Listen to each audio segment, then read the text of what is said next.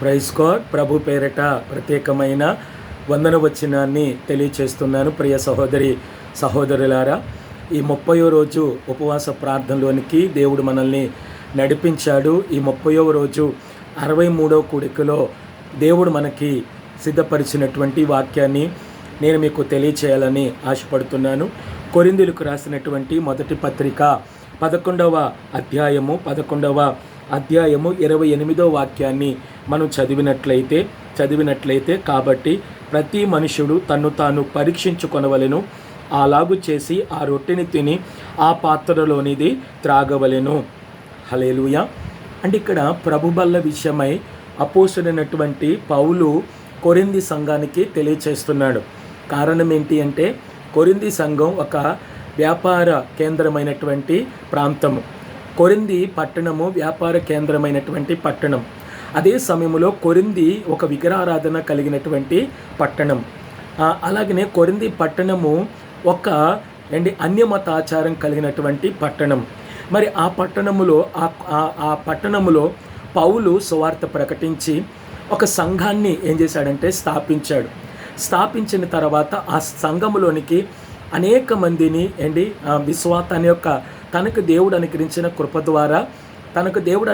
కృప ద్వారా అనేక మందిని ఆ సంఘములోనికి ఆహ్వానించి ఆ సంఘానికి ఒక పరిచారకుని నియమించి ఆ సంఘానికి పౌలు పత్రిక రాస్తున్నాడు.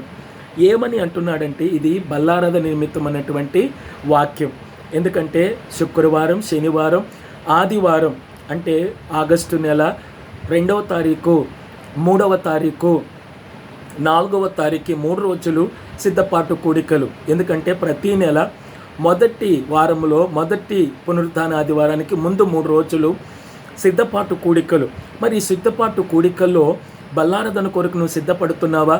బల్లారాధన కొరకు నువ్వు సిద్ధపడుతున్నట్లయితే నువ్వు ఎంత బిజీ షెడ్యూల్ నీకున్నప్పటికీ, ఎంత ఉద్యోగం చేస్తున్నటువంటి వ్యక్తివి నీవైనప్పటికీ, ఎంత గొప్ప వ్యక్తివి నీవైనప్పటికీ, నెలకి ఎంత సంపాదిస్తున్నటువంటి వ్యక్తివి నీవైనప్పటికీ, నువ్వు దేవుని బిడ్డవైతే,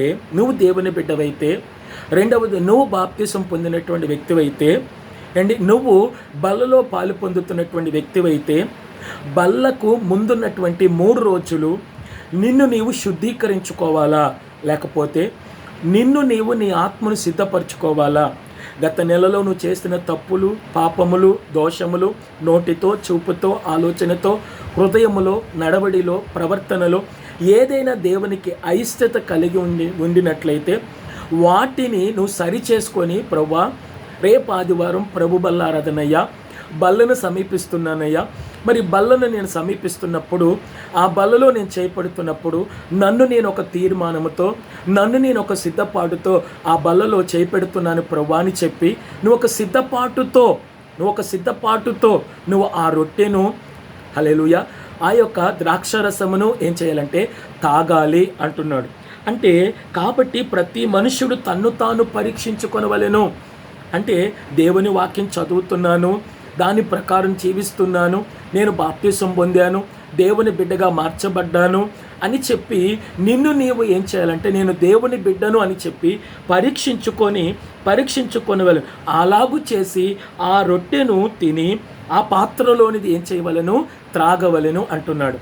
అంటే రొట్టె అంటే మనకి బేకరీలోంచి తీసుకొచ్చేటువంటి రొట్టె ఉండొచ్చు, లేకపోతే చపాతీ గోధుమ పిండితో తయారు చేసినటువంటి రొట్టె కావచ్చు, లేకపోతే నాలుక మీద పెట్టుకుంటే కరిగిపోయేటువంటి రొట్టె కావచ్చు, ద్రాక్షరసము వైన్ బాటిల్ కావచ్చు, హల్లెలూయా, లేకపోతే గ్రేప్ జ్యూస్ కావచ్చు, లేకపోతే ఇంట్లో తయారు చేయబడినటువంటి ద్రాక్షరసము కావచ్చు.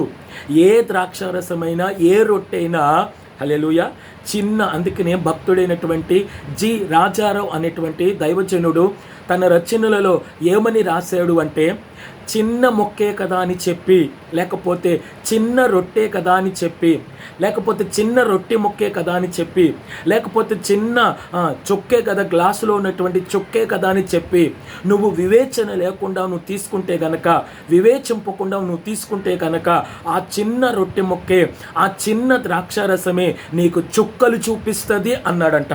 హల్లెలూయా. మరి ఎంతో గొప్ప వివరణతో ఆ మాట ఆ భక్తుడు పలికాడండి.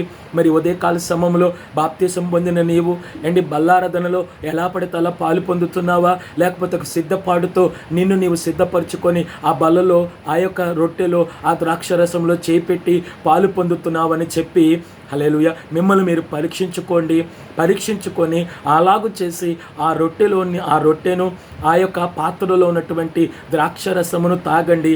దేవుని దీవెనకు ఏం చేయనంటే పాత్రుల కమ్మని ప్రభు పేరట మీకు మనవి చేస్తున్నాను. దేవుడి కొద్ది మాటలు దీవించును గాక. ఆమేన్.